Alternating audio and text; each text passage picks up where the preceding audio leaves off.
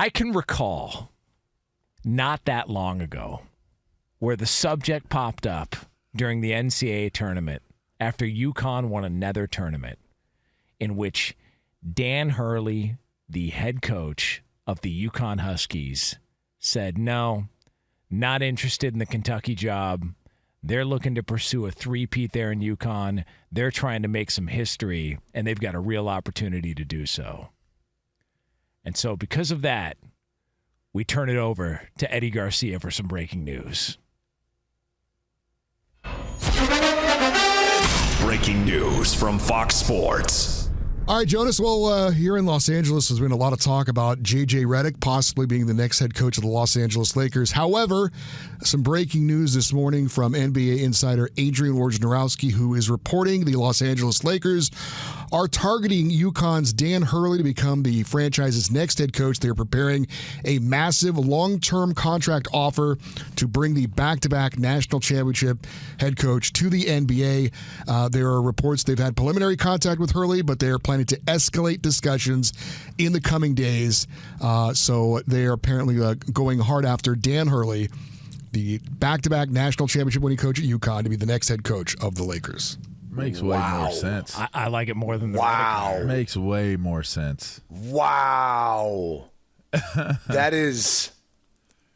I mean, it's not that surprising, I guess, only because of his success and so forth. But I mean, when you listen to Dan Hurley talk about their success at UConn, how they constructed their roster, how they recruit, I don't know how that jives or connects with LeBron. Now, maybe I'm wrong, but he seems to be like someone who obviously wants control and doesn't want to have a player trying to dictate, meddle, determine who's on his team. Now, Rob Pelinka, who looks exactly like Rob Lowe, it's my understanding that he's the one who's ultimately making this decision, quote unquote. At least that's what's being put out there publicly. But come on, we all know how LeBron operates and how he's been operating. This is either a divide between the two, or somehow LeBron is fully on board with this and willing to, at this point, kind of give up the reins. And maybe, I don't know, maybe you look at the J.J. Redick situation and say, you know, we're a little concerned about this storied franchise handing over the keys to a guy who's never been head coach before. So I think as you dig deeper into if it is going to be Dan Hurley, the reasons why, and I wonder how many of them have to do with LeBron checking them off, or if this is more the organization's decision. We know Petros has lamented about how everyone's getting nailed by the king. Maybe this is an instance where that's not the case. Dang, I don't know, the opposite man. of that. There's only two coaches that you could bring in that would exist that would not be under the influence of what LeBron James wants, and that would be Pat Riley and Phil Jackson.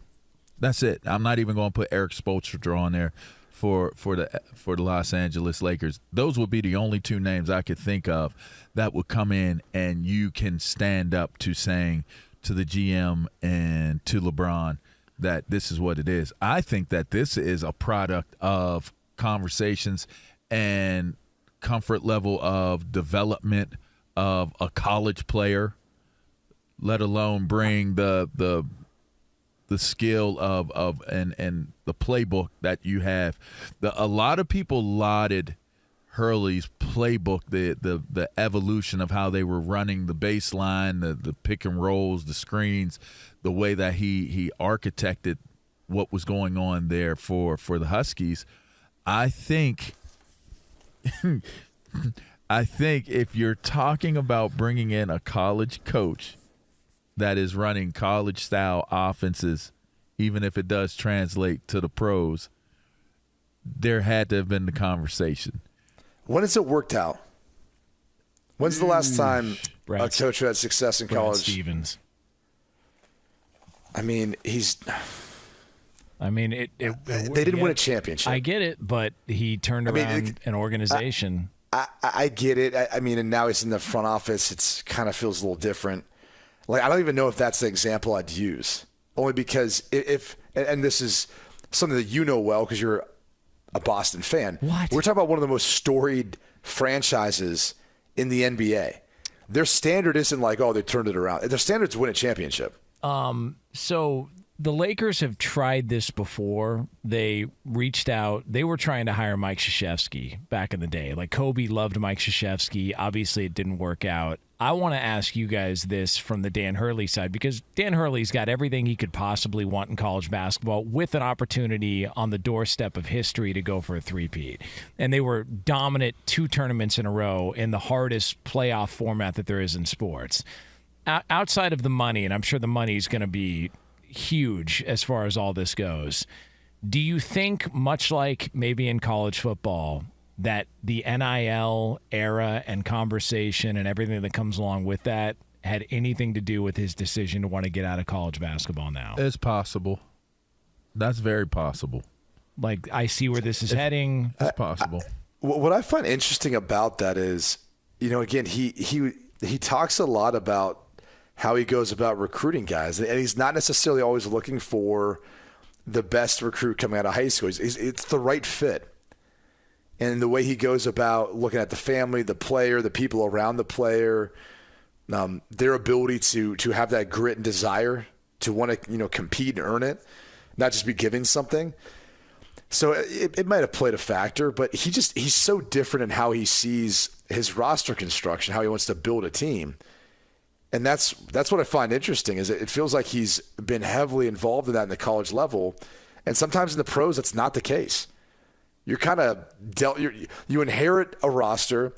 You may not have many decisions as to what you can do with that roster from a business standpoint, or you may not be a part of those negotiations and conversations at all, and just be dictated and told who's going to be there.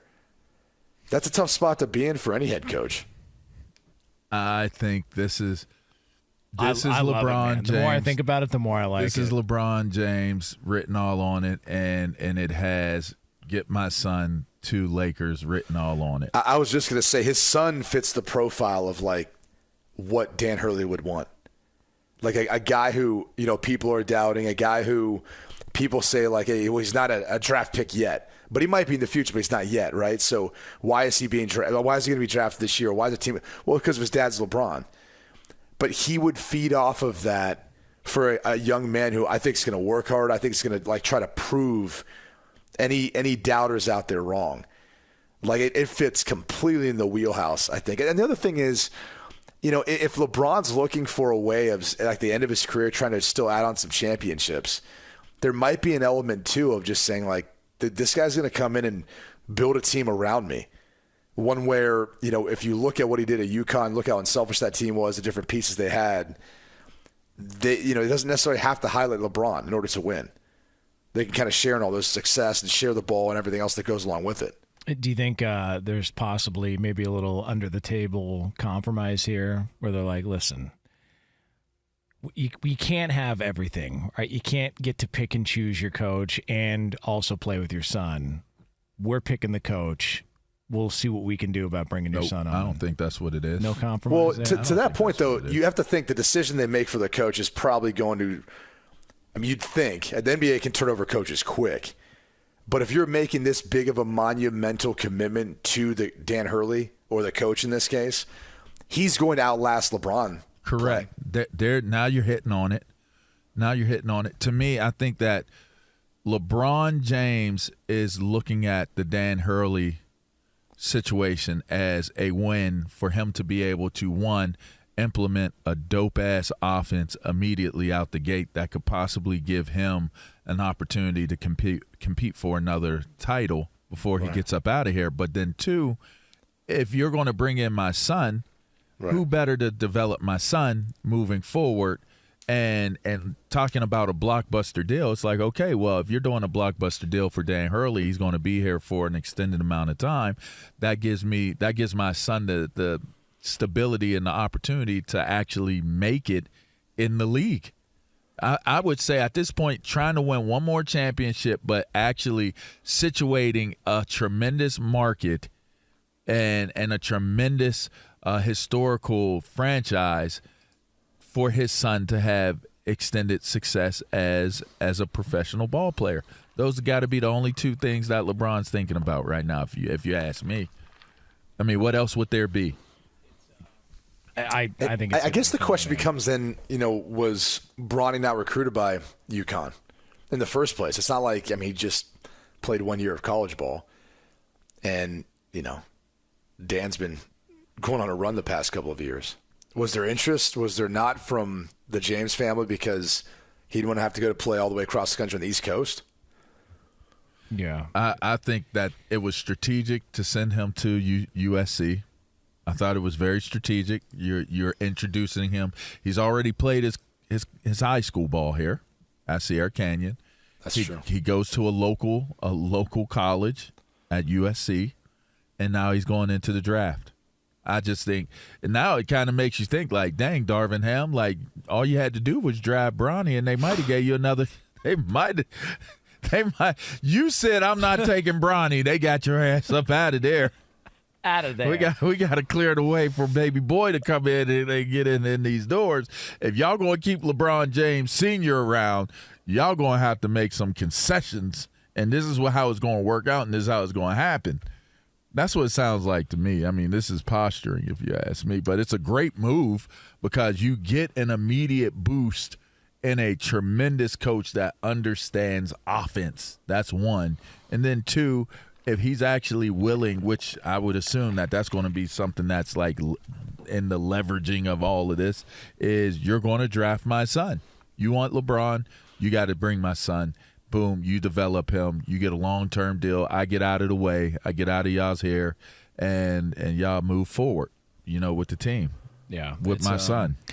So we will keep you again. That is the breaking news out of the NBA and of the world of sports that the Lakers are targeting, according to Adrian Wojnarowski, UConn's Dan Hurley to become the franchise's next head coach. They're preparing a massive long-term contract offer to Hurley, so the interest is definitely there.